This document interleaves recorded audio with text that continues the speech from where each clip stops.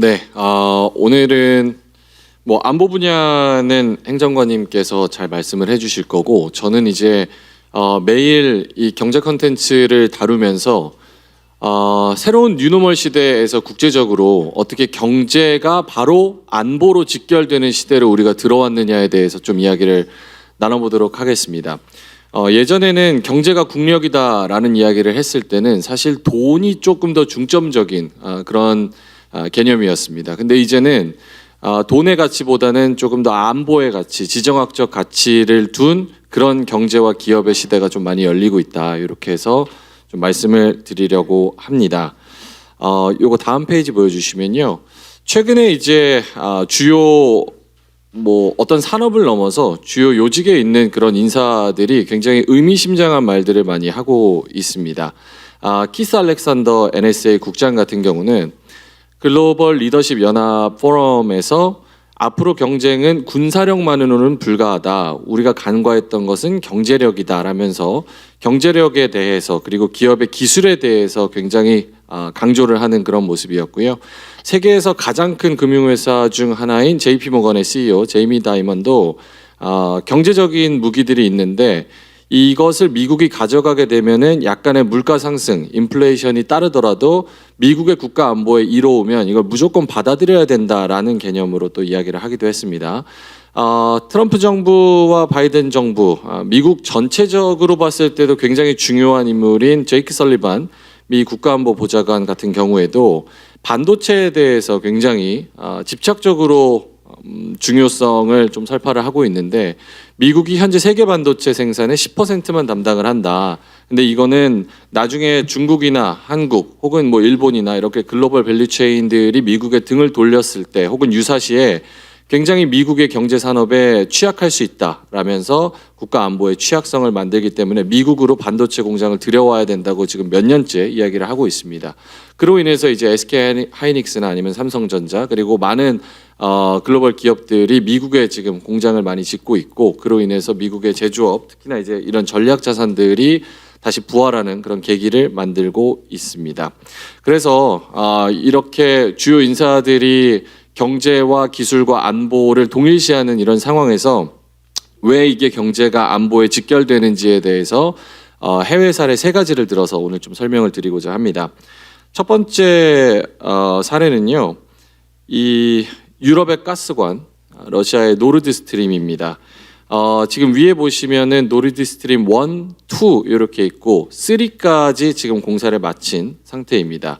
노르드 스트림은 러시아의 가스가 이제 유럽 연합의 전역으로 연결되는 저 지금 화살표 보이는 모양이 다 가스관이라고 생각을 하시면 되고요. 러시아가 전쟁을 하고 있는데 어떻게 경제가 계속 유지되느냐라는 질문에는 러시아는 천연가스랑 자원이 굉장히 많은 나라입니다. 그래서 그거를 유럽과 중국과 이런 곳에 판매를 하면서 계속해서 GDP를 좀 유지하고 있는 그런 상황입니다. 러시아가 노르드 스트림 1을 건설했을 때가 2011년이었고 2가 2021년에 완공이 됐습니다. 유럽연합 쪽에서 이제 친환경 정책을 펼치면서 굉장히 비용이 많이 들었고 그로 인해서 원전과 석탄을 탈하고 친환경과 그리고 천연가스를 많이 도입하겠다라는 정책을 내비쳤습니다. 그러면서 이제 러시아에서 저런 가스관들이 많이 연결이 된 건데 2022년에 러시아가 우크라이나를 침공을 하면서 독일이나 유럽연합 쪽에서는 러시아한테 제대로 된 제재를 가하지 못했습니다. 그 이유가 저 가스관 때문인데요. 지금 오른쪽에 보시면 유럽의 러시아 가스 의존도 마케도니아 같은 경우는 100%, 핀란드, 불가리아, 스웨덴, 독일 같은 경우는 절반 이상이 넘는 그런 의존도를 러시아한테 보여주고 있습니다. 그래서 러시아에서 직접적으로 이야기를 한 게 저 가스를 잠궈버리겠다라고 얘기를 하면서 결국은 몇 번 잠근 적이 있습니다. 그렇다 보니까 독일 사람들이 실제로 에너지가 없어서 산에 가서 나무를 캐서 장작을 가지고 불을 지피면서 에너지를 겨울을 났던 그런 시기가 있었습니다. 그런 만큼 에너지 자원 그리고 에너지 기업에 러시아에 좀 의존을 많이 하다 보니까 이 안보 측면에서 러시아가 우크라이나를 침공해도 이것을 막지 못했던 그런 역사들이 있습니다. 지금도 마찬가지고요. 독일도 러시아한테 계속해서 목소리를 크게 내지 못하는 이유가 저 가스 자원 때문에 그렇습니다. 그래서 우리도 이 자원에 대해서 우리나라는 뭐 석유 한 방울 안 나는 나라 아니겠습니까?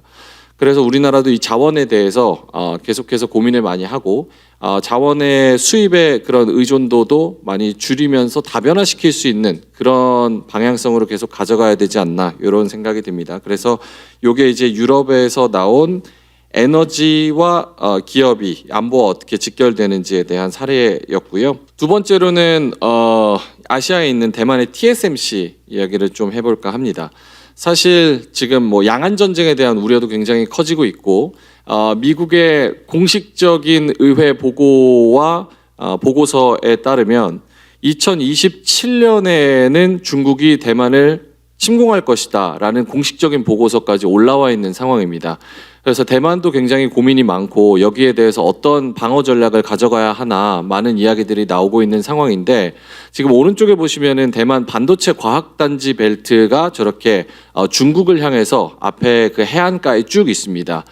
그래서 저게 사실상 중국이 대만을 침공하는 데 있어서 방파제 역할을 한다라는 이야기를 많이 하고 있어요.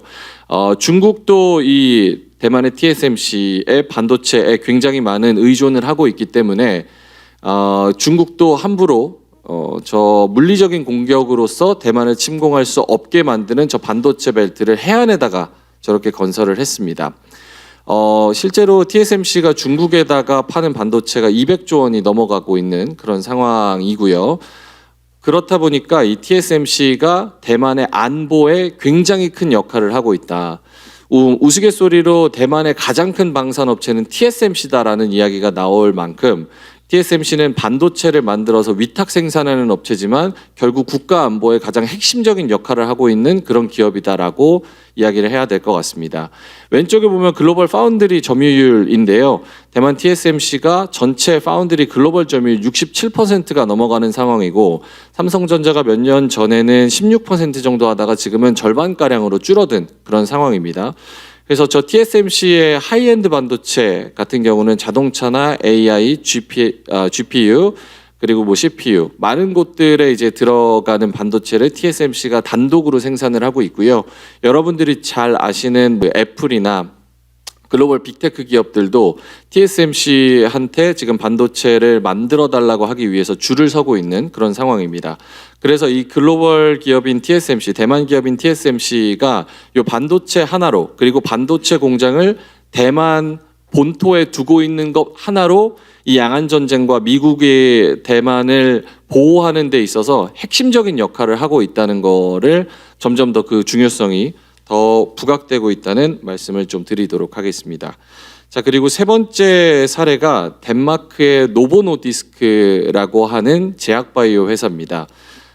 뉴스 많이 보셔서 아시겠지만 요 지금 가운데 나와 있는 그림이 위고비라고 하는 비만약입니다. 그래서 이게 혁신적인 비만약인데 원래는 이제 당뇨병을 개발하려고 R&D를 하다가 요게 이제 체중 감량 효과가 있다는 그 결과를 받고 이거를 비만약으로 만든 케이스인데요. 이게 효과가 굉장히 좋으면서 많은 뭐 미국인들 그리고 전 세계 사람들이 노보노디스크의 위고비를 실제로 투약하는 그런 열풍 현상이 나타났었습니다.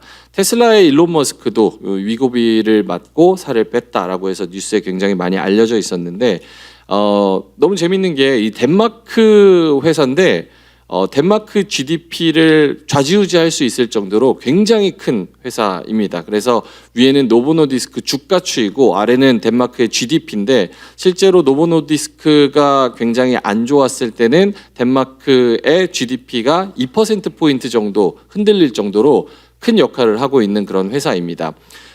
미국이나 주요 글로벌 패권국도 이 비만약에 대해서 굉장한 관심을 가지고 있는데요. 이 비만은 만병의 근원이라고 할 수 있을 정도로 만약에 비만이 해결된다면은 당뇨부터 시작해서 많은 성인병들이 해결될 수 있다라고 보는 것처럼 이 비만약은 제약 업계에서 굉장히 핵심적인 역할을 하고 있고 그리고 헬스케어 패권이라고 생각할 수 있는 부분에서는 국민 건강 증진이라는 그런 주제 하에 굉장히 중요한 역할을 하고 있습니다.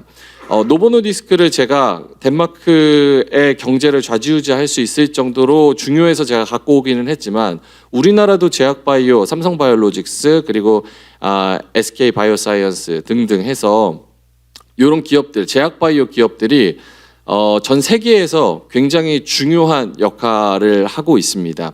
이게 국민들의 건강을 빼놓고는 국가가 운영될 수 없기 때문에 제약을 잘 만들고 잘 개발하고 그리고 그거를 잘 위탁 생산할 수 있는 그런 기업들이 글로벌 안보에서 굉장히 중요성이 부각되고 있는 그런 상황인데요. 얼마 전에 빌 게이츠가 또 한국을 방문해서 우리나라 제약사들도 많이 만난 만큼 이게 우리나라도 제약기업들을 많이 키워서 거기서 글로벌 안보에서 중요한 역할을 할 수 있도록 지렛대 역할을 할 수 있도록 우리가 많은 좀 노력을 해야 될 것 같습니다. 다음 거 넘겨주시면은 네, 이게 마지막 페이지인데요. 안보의 정의가 변화되고 있습니다. 예전에는 군사력이라고 하고 또 무기 그리고 그 무기의 파괴력으로 안보를 주로 이야기를 했는데 이제는 뭐 반도체, AI, 배터리, 에너지, 방산 등 많은 이 기술을 가지고 있는 기업들의 중요성이 안보의 개념에서 부각이 되고 있는 그런 상황입니다. 근데 우리나라 기업들은 지금 가속화돼서 지금 해외로 빠져나가고 있는 그런 상황이거든요. 근데 우리나라가 한반도가 지정학적으로 굉장히 중요한 역할을 하고 있는 가운데 이 공장이 물리적으로 우리나라에 있는 것이 해외 그런 주요 국가들이 굉장히 중요하게 생각하고 있는 부분이기 때문에 이 핵심적인 기술을 가진 기업들의 공장은 우리나라에 계속 남아있을 수 있도록 세제 개편이나 아니면 다른 인센티브를 통해서 우리나라 기업들이 계속해서 한반도에 남아있을 수 있도록 우리가 많은 정부 차원에서 좀 노력을 해야 될 것 같습니다. 네, 이상입니다. 감사합니다.